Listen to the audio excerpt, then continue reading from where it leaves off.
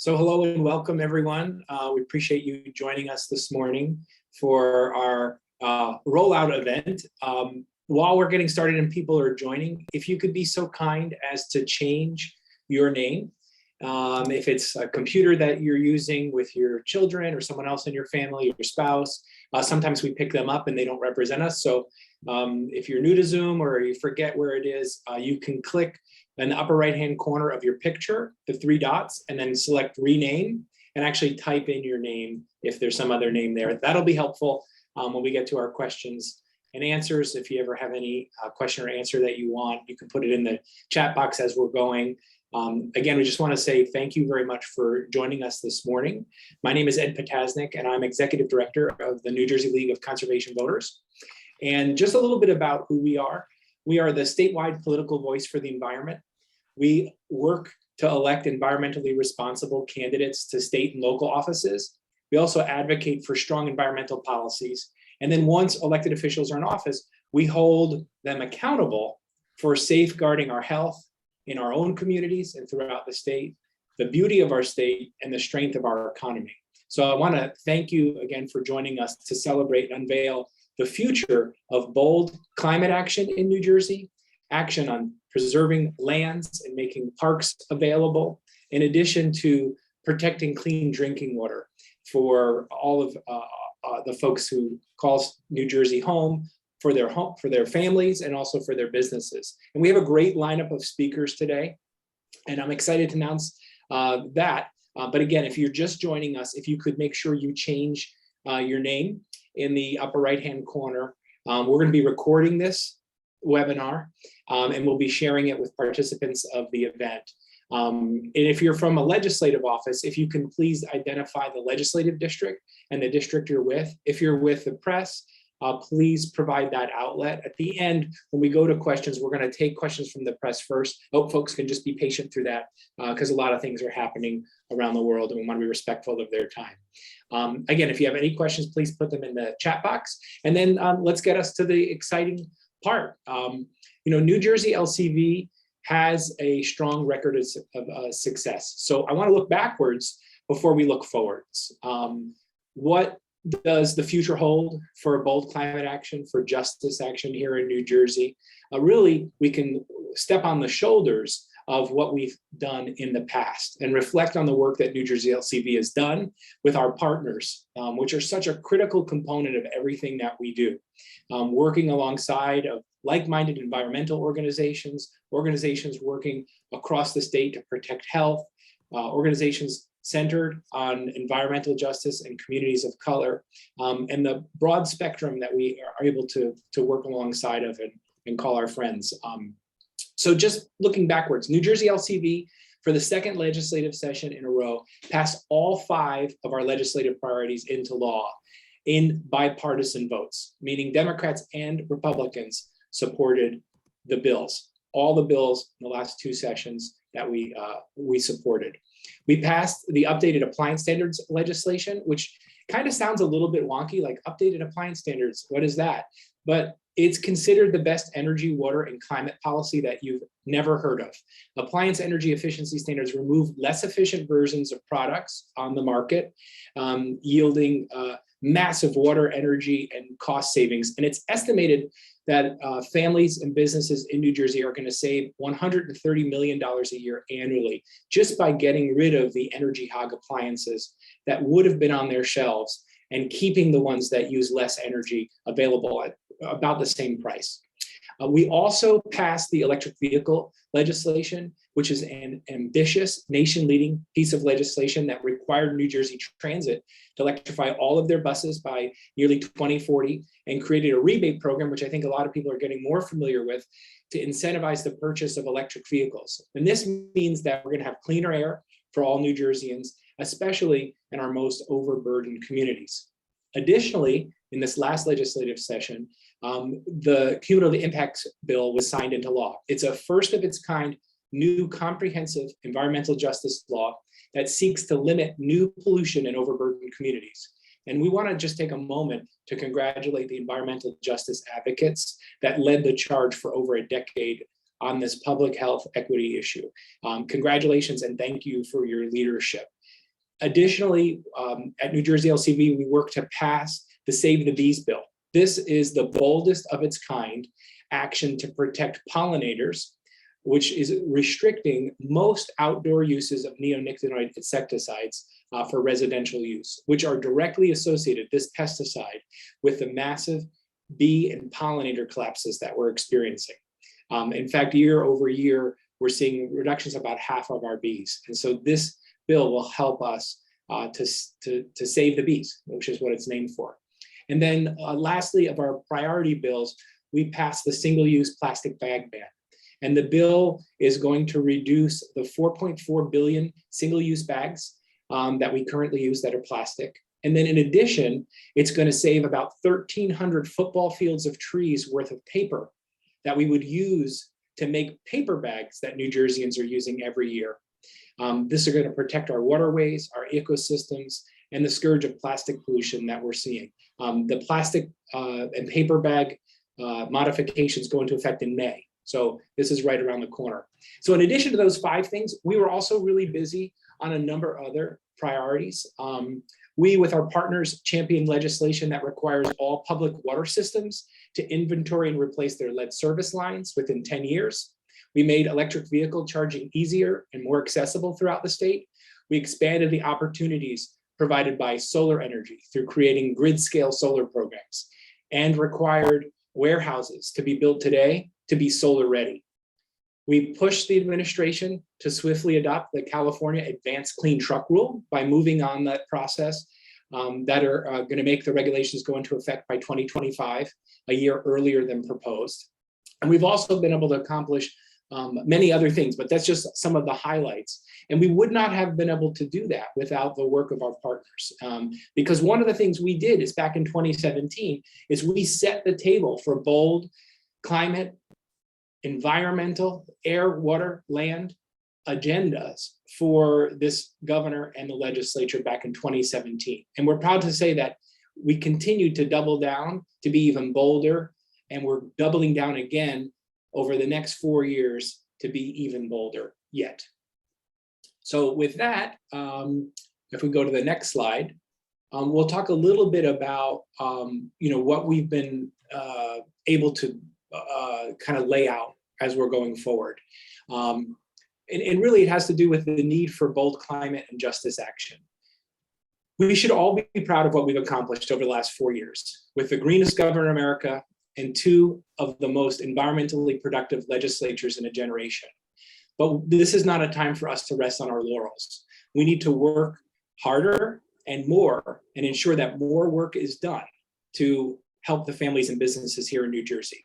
And we have a special guest here today to tell us why. And I'm proud to introduce our first speaker, one of the most utmost champions for the environment, a pro-conservation stalwart from Jersey City, a friend of mine and a friend of New Jersey LCV and the environment, Assemblyman Raj Mukherjee. I know he's with us. I believe he's with us. I'm here. Awesome. Thanks for joining us. Oh, of course. Thank you, Ed. I missed that. Am I talking? Yeah, I said I turned over the microphone to you. Oh, wow. Well, I wanted to say hello to everybody and commend the League of Conservation Voters and the coalition of defenders of our environment and our state and our planet that have joined you in your efforts, like Dave Pringle and the Sierra Clubs and the Students Coalition and Baykeeper and a myriad organizations. We've been fighting to protect Liberty State Park from privatization and conservation. We've been fighting some of the fossil fuel reliant planned power plants that we've been able to push back on with the LCV's help. Just because you don't take an interest in politics doesn't mean politics won't take an interest in you. And when it comes to climate change, Pericles' guidance has been oh so critical. And New Jersey has emerged, I think, as a leader on climate environmental issues, thanks in large part owing to Governor Murphy's leadership and the positions that Speaker Coughlin and the Senate President have allowed our state to adopt. So we've been ahead of the curve on many of the environmental issues, despite the irresponsible deregulatory agenda initiated by the previous state and federal administrations. But we still have such a long way to go when it comes to safe drinking water, when it comes to a clean energy economy, when it comes to environmental justice and preserving open spaces in our urban areas. So I just look forward to working with some of my colleagues in the legislature who are on this Zoom from both sides of the aisle, by the way. We have folks who are Republicans who care about the environment, as evidenced by their co-sponsorship on the constitutional amendment, the Green Amendment, and folks like Don Guardian from Atlantic City and others who are on who care about making sure that climate change, which is real, is something that we're doing our part to fight. And the alarm is sounding for bold action right now, because we're in a coastal state and we don't need to be reminded about the damage done and the lives lost from hurricanes Henry and Ida and Sandy in the past, and the extreme flooding, and because of the increase in stormwater. And this is going to be our new normal, unless and people are going to have to be relocated during my children's lifetimes as sea levels rise due to climate change, unless we act in a way that this is as imminent a threat and as imminent a crisis as the public health crisis we're facing right now amidst the global pandemic. So thank you for all that you do, and we will be with you in lockstep to protect our state and our planet from these imminent threats. Well, thank you, Assemblyman. We definitely appreciate your leadership, the work that you do in your local community. Particularly you mentioned Liberty State Park, which is the people's park. It's a gem, and constantly being tormented by proposals to make it accessible only to a few for a profit. And this work is hard and it can't be done alone. And that's why here we're looking so importantly at the partnership between the legislature, which is the obviously legislative branch, and the executive branch. And for the first time, we're really trying to pull those pieces together. And that's a critical piece of what we're doing. So Assemblyman, we appreciate everything that you're doing. Thank you for joining us. And we are committed to working with you to move New Jersey forward over the next 2 years. A legislative session is 2 years. Governor's term is 4 years. And we are here for the duration. We're going to take a step back to look at how we got to the agenda before we start talking about what's on it. So I'm pleased to announce our next speaker, who is an environmental giant, a formative leader, a dear friend of ours, really a rock star in all things environmental. And now with her new firm, a partner at 2020 Public Affairs, who helped us to spearhead this effort. Debbie Mance is next. Thanks, Ed. That's a really generous introduction, so I appreciate that. So the two documents released today have their basis in the Environmental Policy Guide 2021, which you see here on the screen. This was released in August 2021. The guide was available to all candidates across every level of elections in a nonpartisan fashion to build awareness on key environmental, public health, and equity issues, as identified by our 25 partners on the project. I'd really just like to take a moment. Many of our partners are on the call right now, and thank them for their time and their expertise that they put towards this. And we hope we did a good job amplifying your issues. This is really a crowdsourced event. Next slide, please. Each topic in the guide contained recommendations to address the primary concerns of the groups, again, developed and reviewed by a broad coalition of partners. And the recommendations were the basis for two of the things you'll see today: the Governor Murphy Executive Agenda for 2022 for the next 4 years, and the Common Agenda for 2022, which is the legislative piece of it. You'll hear more about the Common Agenda in a minute from our partners. Next slide, please. In the executive branch tracker or the executive agenda for 2022, there are 221 executive or administrative recommendations across 7 topics that include clean water, clean energy, transportation, the built environment or our communities, open space and land use, waste and toxins, and governance. Additionally, the recommendations are sortable through themes that we asked all our partners to look at, which include jobs, climate, health, and equity. We're building off the success of the 2017 executive tracker, and the recommendations are targeted to over 30 state and agencies and offices. No one is getting off the hook for this. And they are made over a timeline of the first 100 days, first year, and term, as determined by our coalition partners when they went through and reviewed this. Rebecca has put a link in the chat that you can link through and see. It's hot off the presses, an interactive executive tracker. And you'll see it'll be updated at 100 days. And now you'll be able to see whether things have moved from red to yellow to green. So we look forward to circling back with you on that. So I mentioned that this is just for the administrative or executive side, but the legislature is not off the hook. And so to go along with the executive agenda is the common agenda. So I'm going to turn it back over to you, Ed, to talk more about this. Thank you. Awesome. Thank you so much, Debbie. And really congratulations to everyone for the work they've done, but particularly your help and guidance over the last year has been immense and immeasurable. Folks in the chat, you see that link that Rebecca put in to Governor Murphy's executive agenda. Feel free to click through it and see all of the actions that we want taken over the next term. And now for a different but also fun part, our common agenda priorities over the next few years. What bold actions are we prioritizing? What bold actions are we going to champion in the State House? What are we going to put all of our resources towards and leverage our members, our partner organizations, and the staff at New Jersey LCB, as well as the board, to get across the finish line? And the stakes are high, everything that's happening around us. The foundation has been set with 2 of the most successful environmental legislatures in the last decade. 5 of our 5 priorities in the last 2 legislative sessions passed. So there's not a lot of room for us to have error.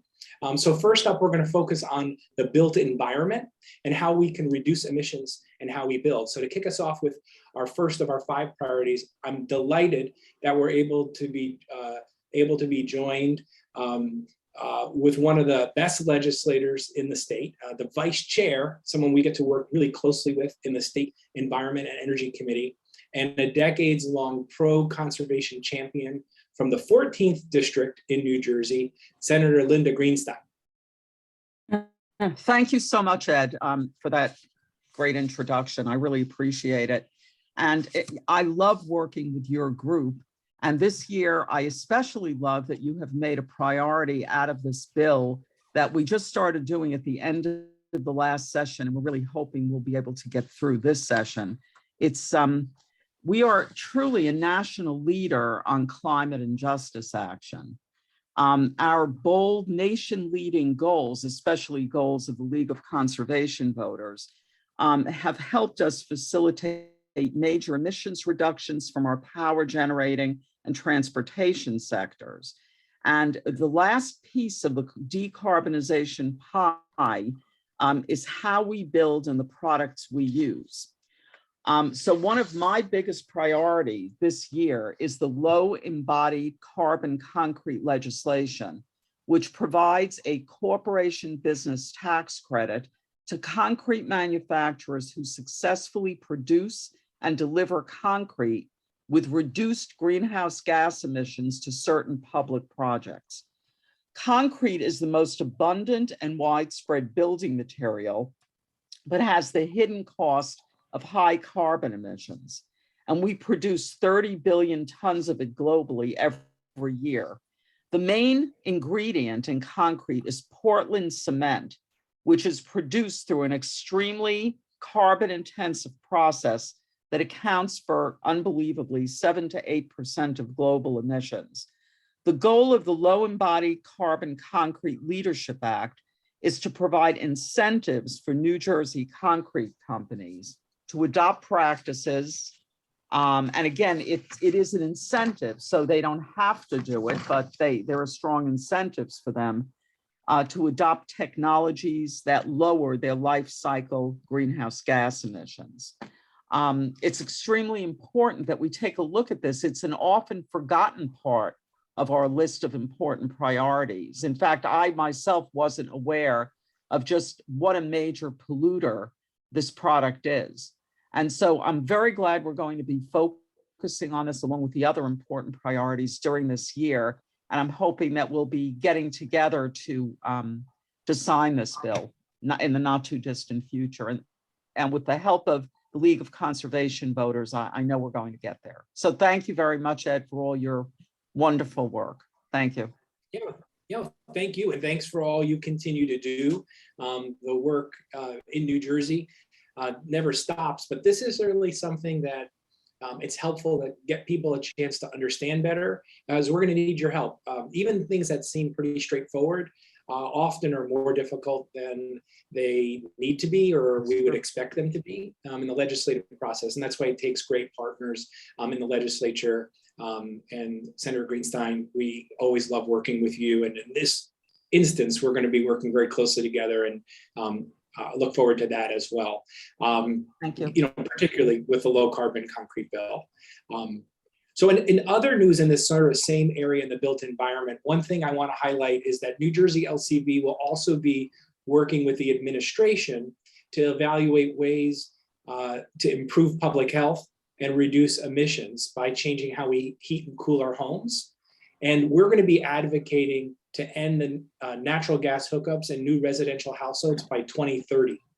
You know, New Jersey is the most densely populated state. We're on track to be and reach full build out by 2050. We know that you know, heat pumps are very energy efficient, and new homes should be moving in the direction of electrification, not looking backwards at our fossil fuel past. We've moved beyond coal, and that's going to be an important part of that puzzle. So next up, we're going to talk about clean energy, and I'm thrilled to introduce a formative leader who is working and has worked on our Green in 21 initiative, and someone whose expertise has helped us inform a litany of our recommendations that we've detailed. She is a major leader in her home city of Newark, and a dear friend of ours. Nicole Miller is next. Thank you, Ed.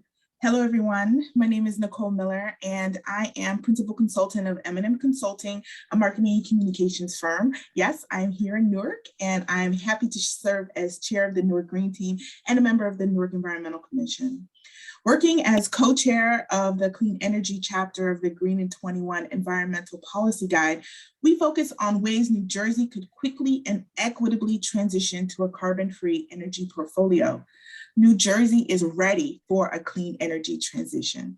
This transformation is bigger than one administration or legislative session, but the foundation built in 2022 can set this state on a path leading to green jobs and efficient technologies that rely on US-based innovation that exists right now in New Jersey. There's so much potential within New Jersey for offshore wind or hydrologic energy solutions and other innovative solutions, but the catalyst that we need to spark all of this carbon-free growth is the development of clean energy standards. With this administration, the advocates and the legislature all working together, we can require that by 2035, 100% of all electricity sold will be generated with clean energy here in New Jersey. This is an aggressive plan, but New Jersey can work under pressure. We are at crunch time, and it's dependent upon all of us to roll up our sleeves and come to the table. This is not a time to be building new fossil fuel power projects such as gas and oil pipelines, compressor stations, incinerators, gas-fired power plants, and liquefied natural gas terminals. Investing in those projects is throwing good money after bad and will leave us in a worse position as we face hotter summers, more intense and rainy storms, and a changing climate. We need this administration, our legislative leaders, Our trade workers, labor unions, business partners, and residents all focused on how we can usher in a clean energy transition that doesn't leave our vulnerable communities behind. We can't have a bright future if the clean energy we're proposing is too expensive for families to keep their lights on, or our workers are not guided on how their current skills and expertise can be valuable right now, not in some amorphous future. As we work together on a clean energy standard, we need to make sure there are strong ratepayer protections to guard against excessive costs, along with specific policies to reduce pollution in overburdened communities like Newark. This means closing peaker plants and saying no to new fossil fuel projects, increasing our air monitoring programs across the state, and massively ramping up our energy efficiency programs for homes and businesses.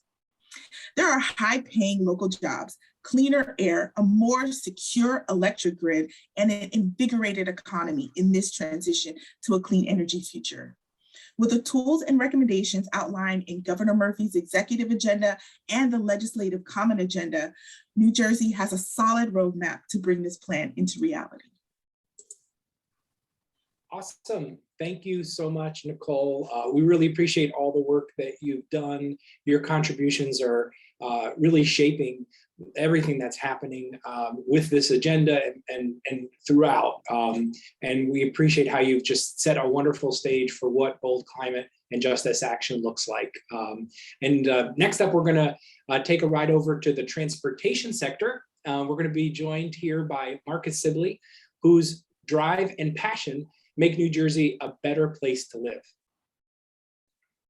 Good morning, everyone. Thank you so much for that introduction, Ed. Hello, my name is Marcus Sibley, and I'm the Environmental and Climate Justice Chairman for the New Jersey NAACP and the New York Metro Director of Conservation Partnerships for the National Wildlife Federation. Let me start by asking everybody something. Is 45% a lot? Like if the sales tax became 45%, would you be upset to the point where you demanded a reduction? There are amazing people Would you? I'm sorry, I heard a little feedback. in our community and in our state.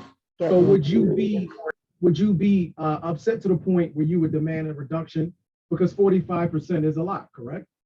Well, transportation is responsible for 45% of greenhouse gas emissions and a primary contributor to localized air pollution in New Jersey. So what does that mean? And why does that matter? Well, it matters because it means the thawing of our glaciers, it means more devastating hurricanes, forced migration by many animal species. It degrades the soil, which then impacts our food supply, flooding of islands and coastal cities, and the heat from greenhouse gases impact our health. So it impacts our cardiovascular and respiratory systems. And out of the 10 top cities where the lowest percentage of households that own a vehicle, 2 of those cities are from New Jersey, Newark and Patterson. And we have many other cities throughout our state where people rely upon public transportation. It's also not a surprise that these are some of the state's most overburdened communities when it comes to pollution. It's clear that access to public transportation options must be both an equity and a health priority in our state. So people relying upon public transportation a minimum of twice a day, every day, then our priority for our bus stops, the buses, and the bus stations need to be safe for the environment. They should always be well lit and secured and safe for the passengers. See, building something is nice, but something built is never an indication of structural change. Maintenance is what matters. Maintenance is what shows you cares about a community. So we need to maintain everything we do around our transportation. Our public transportation should not be a constant visualization of the dehumanization that's become standard in towns where populations are predominantly Black, people of color, and poor. We must do more. We must also continue to electrify our school buses. Our children should not have to ride to school on buses emitting toxins that impact their ability to perform well in school. We must make the decision that people, all people, are the priority. we applaud Governor Murphy's administration and our state legislature on the work that's been done so far, but we must continue to do more because much more is left to do.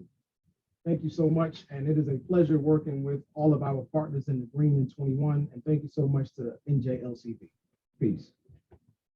Thank you very much, Marcus. We really appreciate the work you do, your friendship, and your voice is so importantly needed. I can't wait to see what happens in 2022 together, and I can't be happier or more pleased to be working alongside of you. So now we're going to take a hike over to talk about open space and land use issues. And I'm pleased to introduce New Jersey LCV Education Fund's recently appointed board chair and mayor of Madison, Mayor Bob Connolly. Thank you, Ed. It's a pleasure to be here. As Ed pointed, Bob Connolly, board chair of the New Jersey LCV Education Fund, and it's amazing to see how all this work has come to fruition, and excites me to see that where we are going forward. Today, as mentioned, I'm going to be talking about open space and land use. As an aside, Madison has been recognized as the best place to live in New Jersey. As mayor of our 4 square miles, I believe a big part of that recognition comes from our commitment to preserving open space in our town, not only in the past, but now as we work to preserve 53 acres of forest. Unfortunately, an opportunity to save open space is often the last opportunity. It is clear that parks and open space strengthen our communities, serve as resources and habitat for wildlife, provide environmental and economic benefits to area residents, and make neighborhoods and cities more attractive places to live and work. New Jersey is the most densely populated state, as we've heard so many times already, which is why it's so important to protect and invest in new and existing green spaces. This is why the Common Agenda seeks to rein in rapidly expanding and unsystematic warehouse sprawl, to prioritize the responsible development, and to protect intact open spaces in surrounding communities. The current boom in warehouse construction is consuming scarce open space, choking roads with extra truck traffic, and industrializing New Jersey's remaining rural corners. With the rise of online shopping, further facilitated by COVID pandemic, as well as New Jersey's location between 2 massive cities, New Jersey has become a hub for warehouse sprawl and has become a real threat to quality of life in communities throughout the state. The rapid surge of large size warehouses has greatly increased diesel-fueled heavy-duty trucking traffic, especially in low-wealth communities, already hotspots for asthma, who are now seeing the resulting air pollution. Additionally, the construction and operation of warehouses can have a severe economic consequences, forcing local businesses to close their doors, with the resulting loss of jobs and economic activity in downtown communities. Thousands of New Jersey's undeveloped greenfield acres can be lost without a coordinated regional approach to warehouse development. In many cases, open spaces have been haphazardly developed without consideration of the impacts on neighboring communities. As a result, surrounding towns are left with grappling with increased traffic, tractor trailers on their local roads.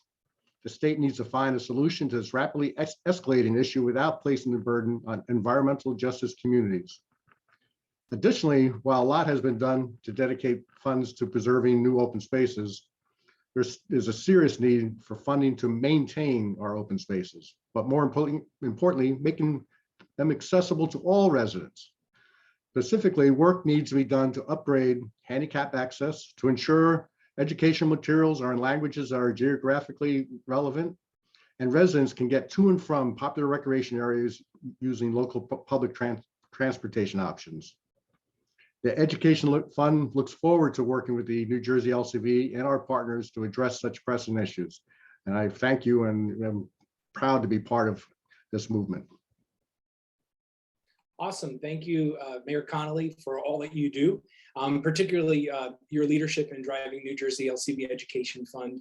It can't be understated. We appreciate all your volunteer hours, and look forward to continuing to work with you as well. Before I get on to the very next piece that I wanted to talk about, I did want to sort of connect the dots here on open space, which is open space and land in the most densely populated state is critical for our drinking water. Our drinking water it needs to be reliable and safe and abundant so that businesses and families can enjoy it unencumbered, and it helps to keep our economy moving. And so that's a really important aspect, because land is a filter for our water. And that's something we want to mention. In a minute, I'm going to talk a little bit more about what we can be doing around our hardened surfaces that are made of concrete pavement buildings to clean up our drinking water before it gets to the land, because we have a diminishing amount of that to act as a natural filter. So it's really critical. Throughout all of this is health and our well-being.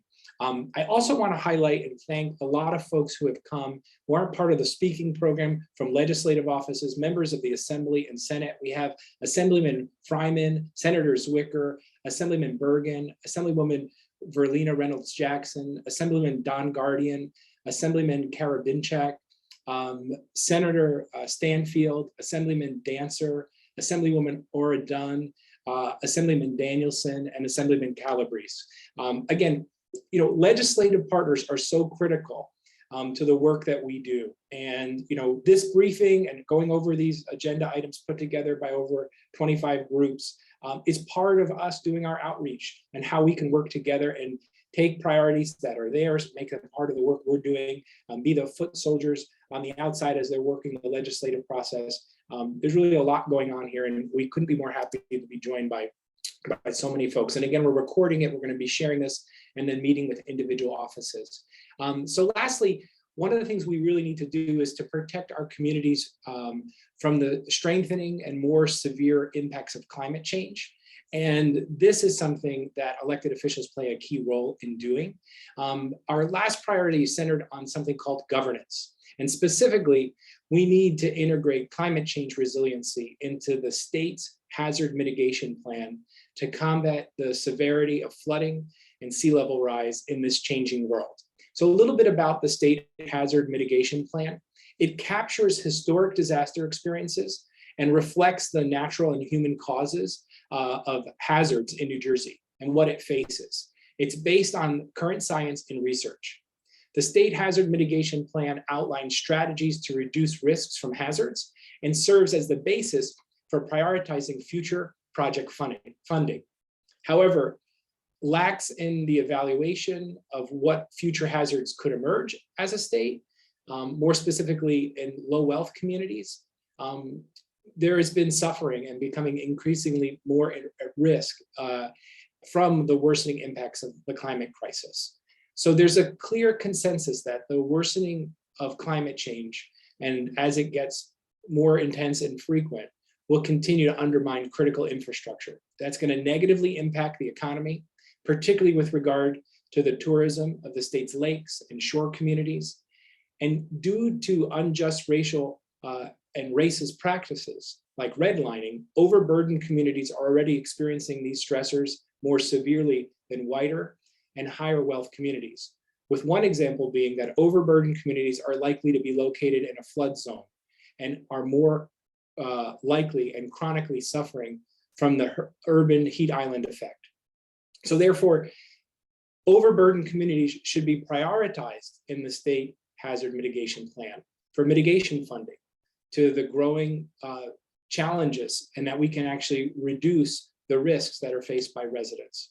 Additionally, municipalities will need funds as they identify opportunities to build climate resilience and to improve community infrastructure and pay for these critical upgrades.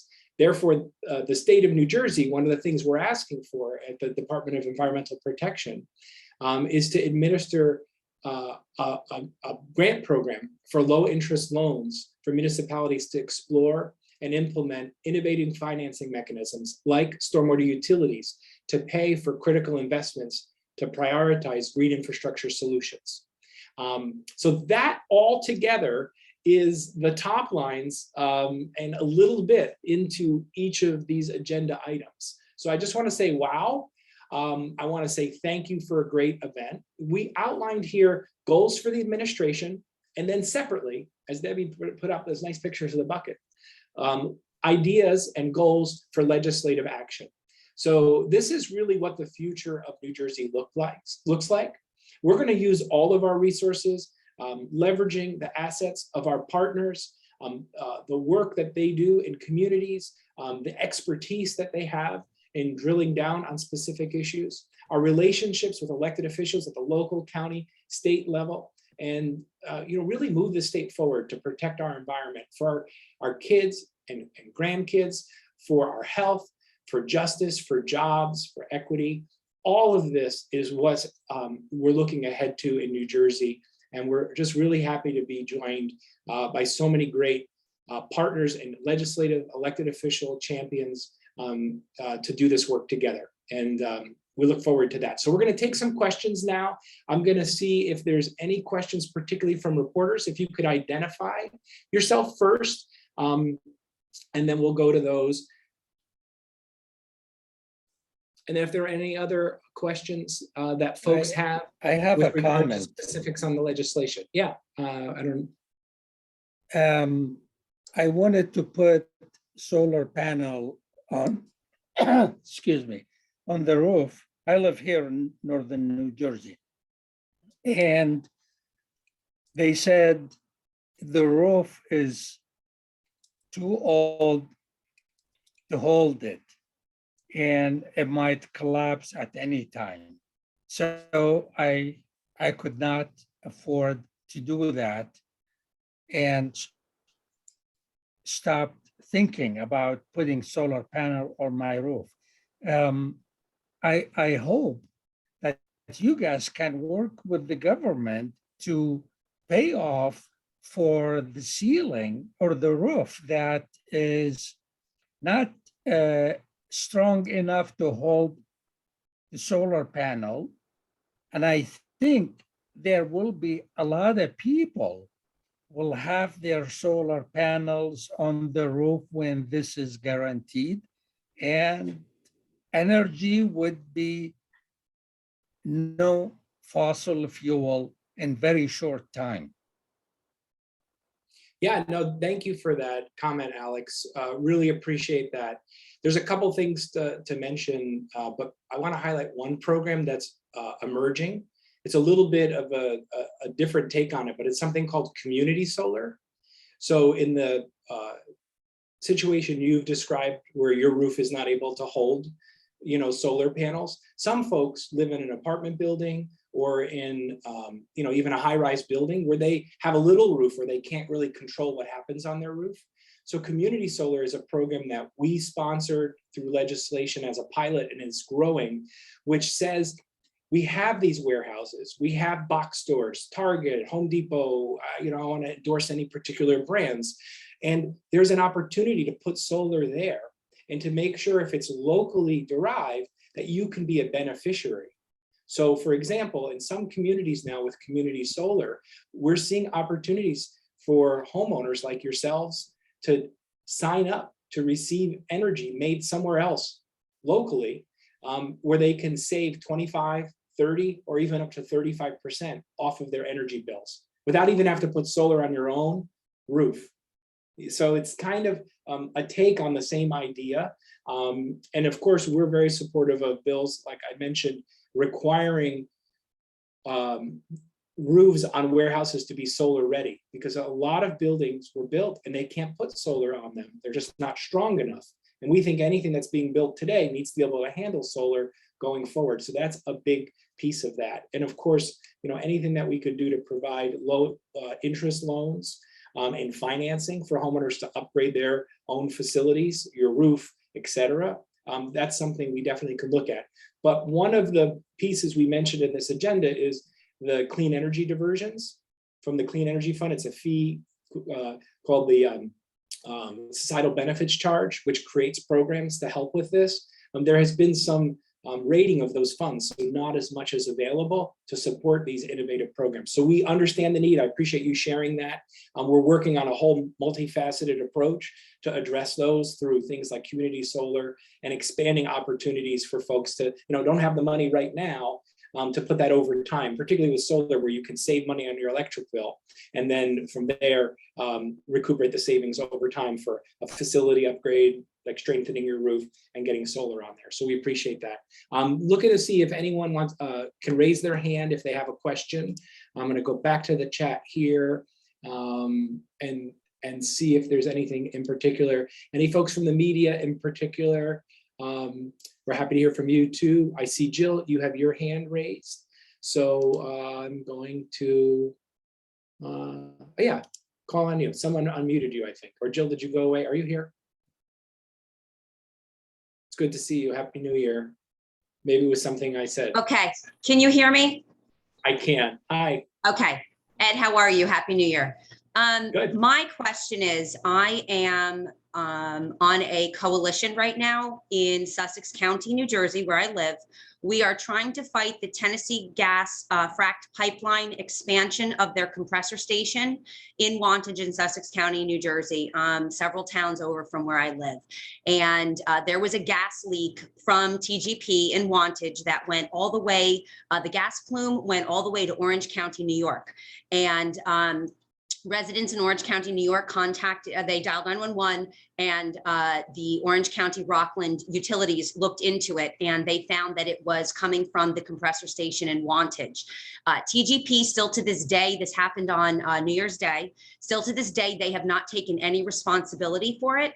And TGP is trying to, as I said, expand this compressor station in Wantage. There are, I believe, 5 schools. I'm a former school nurse. There are 5 schools around this compressor station in Wantage that TGP wants to expand. So that is a major concern of mine, that not only is this compressor station near 5 schools, they want to expand it, which means cutting down trees to expand their fracked gas pipeline compressor station. And if we're trying to move into a green, if we're trying to go green, why are they expanding fracked gas that is going to go to Westchester, New York? Westchester, New York does not want this fracked gas. Okay. My other question is, why is Passaic County, why did they not pass the resolution to stop a fracked gas compressor station to be built by TGP in the Highlands in West Milford, New Jersey, Passaic County? So I am on this coalition, and I would love some feedback as to what we can do. We're working very diligently. We're writing a letter to Governor Murphy. We've just put an op-ed in several different newspapers, and I would love feedback from anybody. So thank you. No, Jill, thank you for your work and your advocacy on that. You know, I think all of us have been touched by fossil fuel infrastructure, you know, and that's one of the reasons why we need to move rapidly away. We mentioned in this agenda, particularly ending natural gas hookups for new construction, you know, and also educating folks about the air quality in their homes and the reduction, you know, through pollution being generated from their gas stoves, something that really not enough people are talking about. But you know, we worked really hard on the Northeast Supply Enhancement Project, the NESE project. We worked hard on, you know, many different fossil fuel infrastructure projects, and it's very challenging. And, you know, one of the things I think New Jersey has been good about with the Global Warming Response Act is putting out targets for greenhouse gas reductions, so 50% by 2030 from 2006 levels. And you know, each of these we need to fight at the local level with the limited tools that we have. But this agenda, I think, boldly reduces the need for that kind of infrastructure. And so it's kind of like we have to do a little bit of everything on that. So that's kind of the reality of where we are. And we, you know, of course, we have been working on that compressor, and we would continue. And there's just so many things we could get into here, but I know there's another question. I want to be respectful of people's time. We get a chance to chat as well. Maybe in the chat, there was one question, and I'll take one last question from Jacqueline. So where did it go? So many things, so many people chatting. It's awesome. So Hugh mentioned something about, you know, what's LCV doing to plan for what's happening in the GOP? And quite frankly, I think it's a great question. I'm glad you asked it.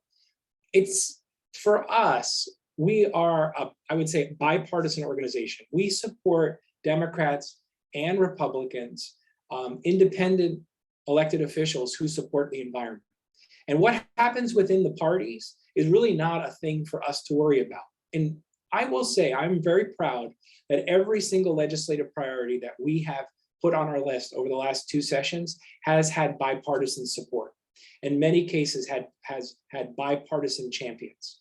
Because in our state, being the most densely populated, in our state where we have many challenges from our toxic legacy and what we've inherited from early industrialization, and in our state that is now threatened with our ability to access clean drinking water in every household. We need everybody to be rowing in the same direction.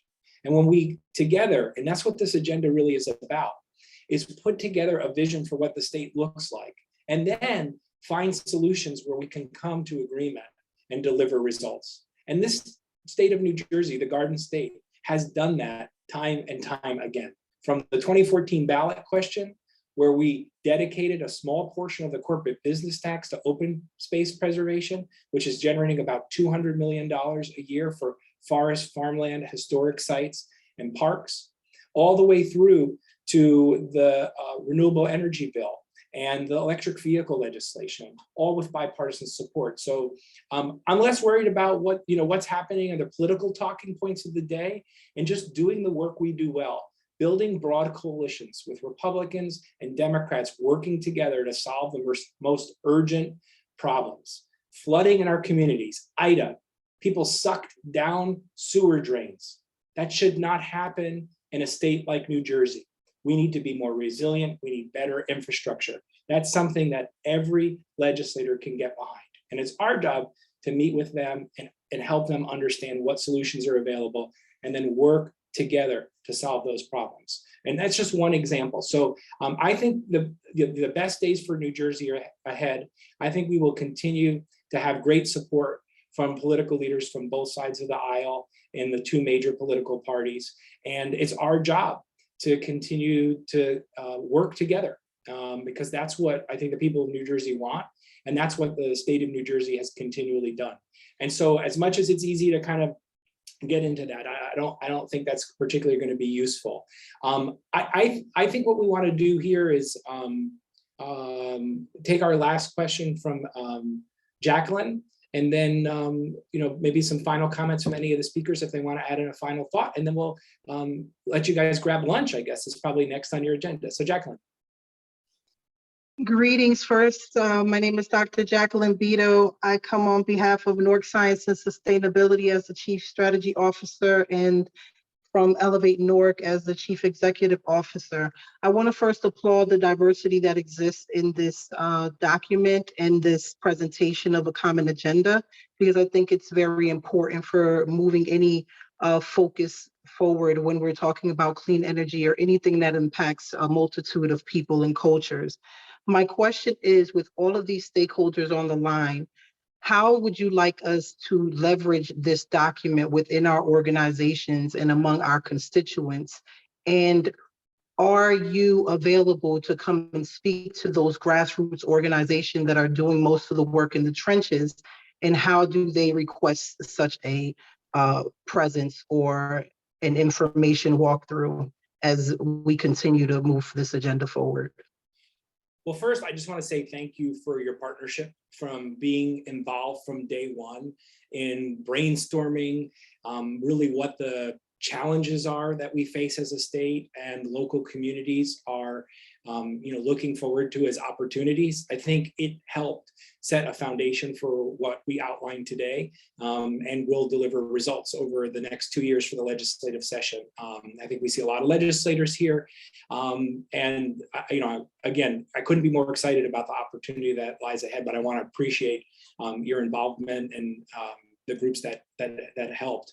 And totally available. Happy to come and speak. We have a good team at New Jersey LCV and also at partner organizations, and we could put together presentations. Patty put a link in the chat too for our activist training on how to educate the public through op-eds and letters to the editor. We've had sessions on that. We've also done some training on how to lobby how to arrange a meeting with your elected official, how to structure a meeting with your elected official, how to follow up after a meeting, to hold them accountable for the things that they promised. And those are all things we would welcome the opportunity to continue to work together on. But I see this as a great partnership, and we'll be working hand in hand through every aspect. We launched this today. The next steps for us are scheduling meetings with elected officials. There are 40 legislative districts in the state of New Jersey, each one with a senator and 2 assembly people.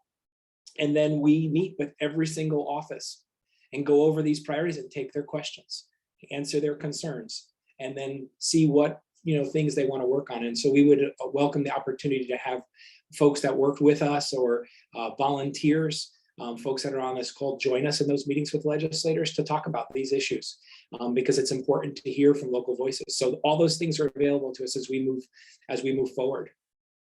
So thank you for that. It was a great question to end on. Any other closing thoughts that folks have? Any other speakers? So Rebecca put her email in here. You can put my cell phone. You can Google me. My cell phone comes up easier than anything from press releases. I'm not seeing any of the speakers wanting to speak more. So let me just end by saying this. I want to thank all of you for being here, but also let us acknowledge all the folks that made today possible. This was a year-long process. So a lot of advocates, partner organizations, and staff at New Jersey LCV have put in countless hours to help bring these conversations together and move them together in a productive way. Debbie Mans from 2020 Consulting, you were an instrumental aspect of how this was able to happen and seeing it from start to finish. But just be reminded, this day is about announcing the work that lies ahead. So get ready to roll up your sleeves, really say, fasten your seatbelt, get a cup of coffee, double shot of espresso, because we have a lot of work ahead of us. And it's not easy work, and we will not be able to do it unless we work together. And I'm confident we will, because that's what the sort of recipe we've used in the past. And I hope that we do it different too, in a way that's a little more flavorful as far as new methods, and we're adjusting with the times. And I'm excited about those opportunities too. So thank you. Enjoy your day. Stay involved. Ed, with actually, New Jersey LCV and our sorry. partners. Oh wait, Hey, Ed, Henry has it's Henry. something. I just want to, Voice Marcus raised his profile. hand Oh, perfect. Marcus. for closing thoughts.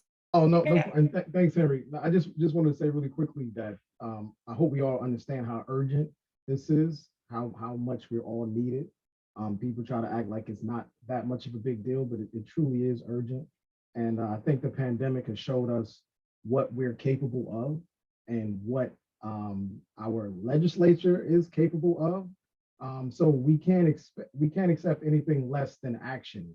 We've seen that action can happen overnight. So we can no longer let people get away with saying we can't do it, or we shouldn't be able to do it. No, we have to do it right now.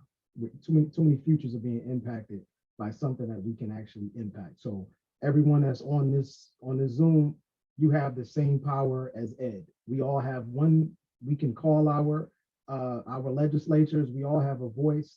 You don't have to be the head of an organization to make your voice heard. So we all have to push our legislatures to make sure we're doing what's needed for the environment. So again, thank you, Ed, thank you, LCB. And I'm grateful for all the partners who put in the time, effort, and energy to make sure that we have a document that we can pass along and tell people, this is what you can do. No more guesswork. This is what you can do if you want to save the planet. So thank you so much.